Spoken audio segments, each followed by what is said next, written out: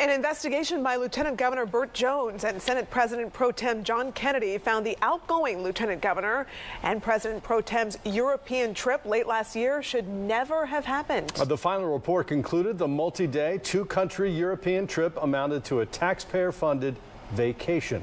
A senior I-Team reporter, Dale Russell, has followed this trip since it happened last year and is here now with the latest. Dale? Russ, after 3 weeks of investigating, the 6-page report concluded that the Senate travel rules were violated when a group of legislators and then Lieutenant Governor traveled to London and Germany.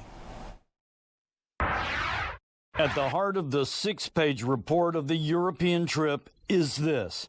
The existing Senate travel rules at the time of the recent trip did not allow overseas travel. The conclusion, the trip expenses should not have been authorized, meaning the trip was essentially a taxpayer-funded vacation. The I-Team was watching last November when Lieutenant Governor Geoff Duncan, just weeks before leaving office, returned home to Hartsfield-Jackson Airport from an 8-day taxpayer-funded European trip. Butch Miller coming to you on a foggy raining day in London. Can you imagine that? He was joined in London and Germany by outgoing President Pro Tem Senator Butch Miller, who was also leaving office within weeks. Some 12 others joined in, including Republican State Senator Clint Dixon and Democratic Senators Sonia Halpern, Sheikh Rahman, and Emmanuel Jones. What did you learn? It was an incredible trip. We had a 6-day European economic development trip. The I-Team obtained exclusive videos of the trip that were never made public after questions were raised about who went and why and how much did it cost. Is this just a junket?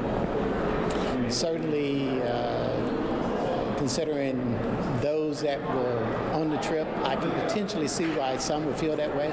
Based on travel records from 2 departments and a source familiar with the trip, the I-Team estimates that taxpayer costs to be around $110,000. Enough money and questions for Lieutenant Governor Burt Jones and President Pro Tem John Kennedy to open an investigation. The report concentrated on the cost of the trip from the Senate and Lieutenant Governor's budgets. That cost $90,000.